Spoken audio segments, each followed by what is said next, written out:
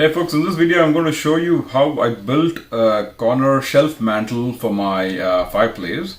One of the key challenges I had was I was putting in a fireplace at a corner between two walls, so it was like at a 45-degree angle.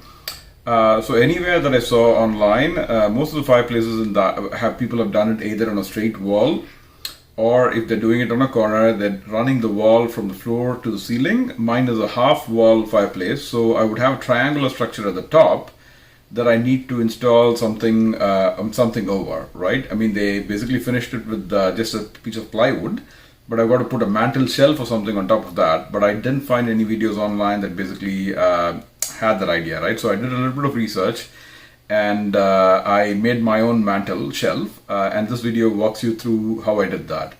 So if you find this information useful, I would really appreciate if you could look at the other videos in my channel, and please subscribe. Thank you so much for watching. So for constructing this mantle shelf, I had the option between going for real wood or going for plywood. I didn't obviously want to get the real wood because it's definitely more expensive to do something like this. So I went to the plywood choice, but even in the plywood, I wanted to go for something a little bit more of a cabinet grade plywood than what you would normally get at the home store. So instead of getting the 8 feet by 4 feet, 32 square feet regular plywood, I went around Home Depot and found a little bit nicer plywood, a maple piece of plywood, which was about, I think, $70 or something for the whole 32 square feet. So I bought that. That is the wood that I've used in this build. The other point that I want to communicate is that there are different types of stains. I wanted to stain the wood. Usually with wood stains, you typically look for a brown color or an antique walnut or something like that. In my case, I've opted for a gray kind of a color because it actually would blend in with the stones for my fireplace. So I bought a gray stain, and between the different types of stain, I've opted to use the oil gel stain, which is a little bit thicker and more viscous. So that is the one that I'm using. So you would see the whole staining process in this video as well. So I want to cover a couple of useful tools I use for this build. First one is this template that you're seeing. You saw a triangle in the corner. It's going to be extremely difficult for me to measure them using a measuring tape, all the lines and how they intersect and everything. So what I did was I just simply 3 pieces of scrap wood, the MDF. I took some MDF that I had left over, and I basically placed them along all the corners of the triangle at the top of the fireplace, and then I just screwed them in with a piece of scrap board at the top, you're seeing at the intersection there.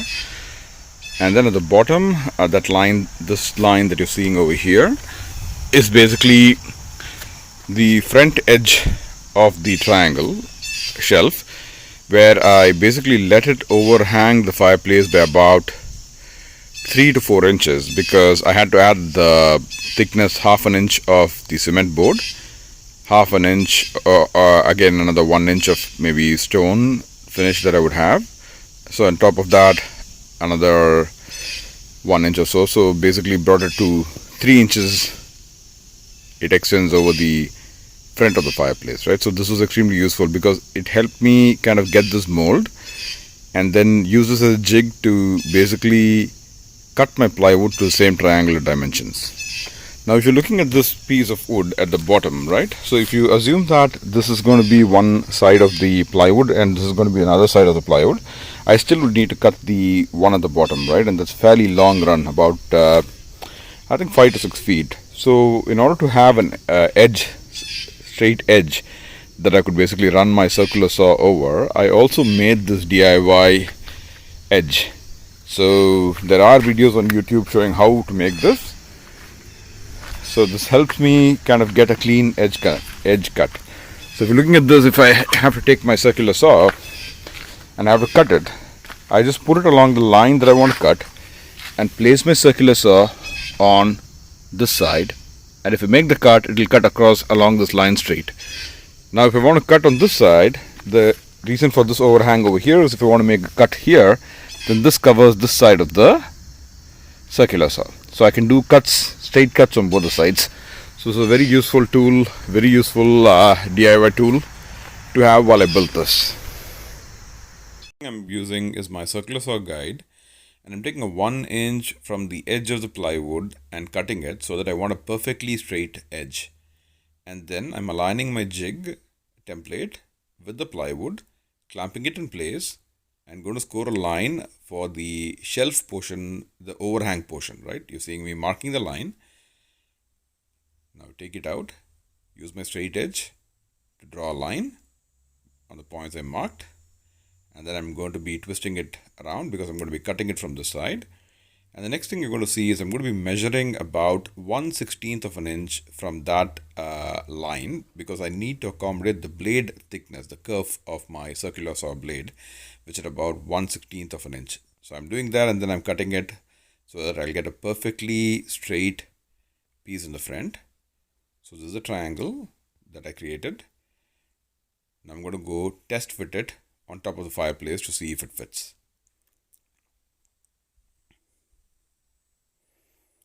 I'm placing it on top, and as you're seeing it, it's a perfect fit along both the corners and with a small overhang in the front. Since the front edge of the plywood is going to be not finished, I'm going to be adding a piece of molding to it to give it a smooth contoured appearance. I got this molding from Home Depot, and I'm applying a piece of a narrow bead of glue on that, spreading it around, and then going to attach it to the front edge of the plywood. And once I do it, I'm going to tilt it around and let it rest on its edge and let gravity do its work. I'm going to leave it for 30 minutes and then come back and do the rest of the finishing.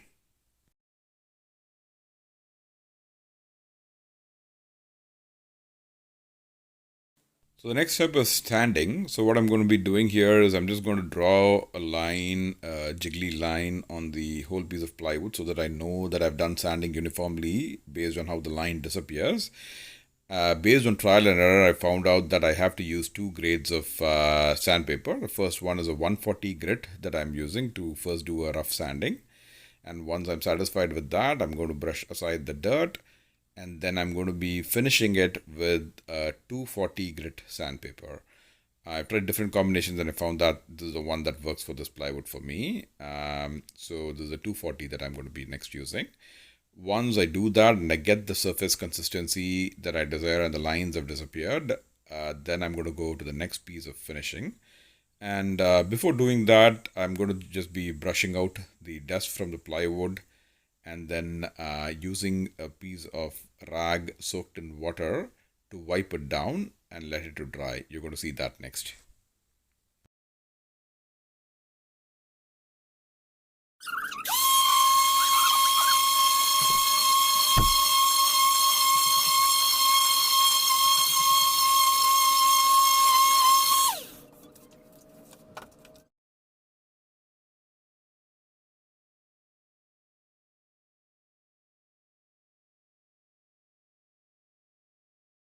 So next thing I'm going to be doing is putting some wood conditioner on. It's a bit debatable on whether wood conditioner is needed for gel finish, but still I'm going to be doing it. I'm mixing a 50-50 ratio of denatured alcohol and the seal coat finish together in a small cup. Mixing them together, I'm going to be uniformly applying it along the surface of the plywood. I'm going to brush it on. And once I brush it on, what I'm going to do is I'm going to make sure that it's got a uniform coverage across the whole front and the top. And once that's done, I'm not going to let it sit there. I'm going to wipe down any excess and let it soak into the wood. I'm going to give maybe about 20 minutes or so until it's fully dry, and then come back to do the next steps.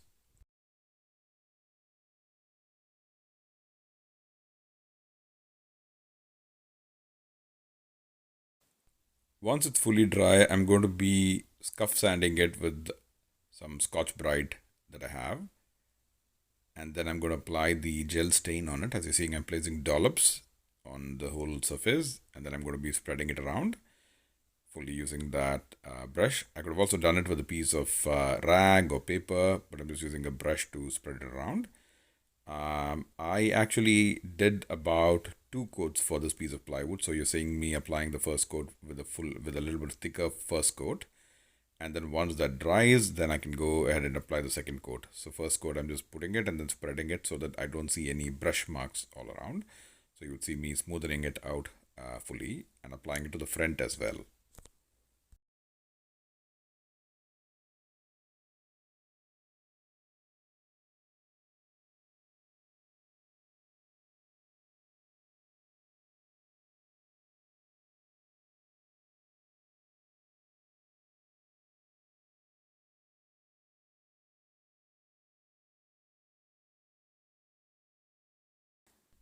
This is where, as you're seeing, I'm applying the smoothing it from one direction to another. I mean, I'm just going along the direction of the grain and making sure I have a thin uniform coat on that. Now I'll let this dry and come back to do some more sanding and apply a second coat.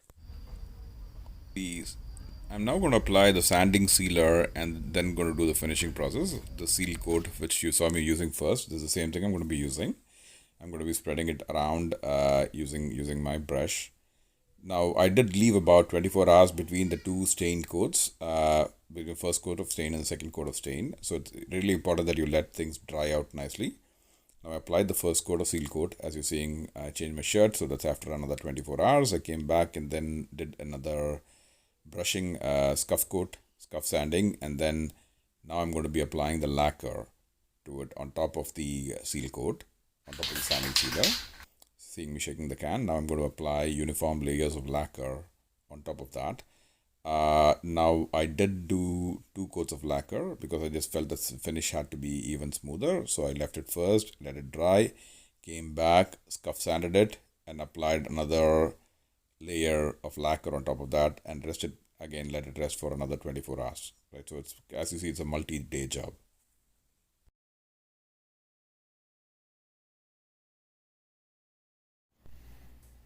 So this shows the final finish after everything was applied and everything has dried out. You're seeing how smooth that whole surface is.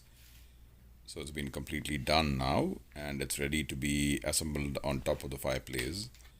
And I'm also going to show you what I did at the underside of that, because there's going to be a small overhang. I'm also making sure that a little bit partially it's kind of stained to the same level of quality at the top. I don't need to stain the whole area down because it's going to be under. So just for the area that's going to hang out, I'm just doing this. Now I'm going to test it out on top of my fireplace. As you're seeing it, I'm putting it and trying to wedge it closely to the corner and see how it looks overall. And as you're seeing here, the color seems to be fine. The gray matches very well against the front of the fireplace, and from the front it looks fine. I'm also going to be taking my camera and seeing it as to how it looks from the top. Seeing this here, it does look good. I think I'm fairly happy with the outcome, with the overhang and the quality of the finish. Hopefully this video was helpful to you, and I would really appreciate if you could post your comments and also like this video. And if you could subscribe to my channel, there are a lot of other useful videos as well that you might be able to see. So thank you so much for watching, and stay tuned.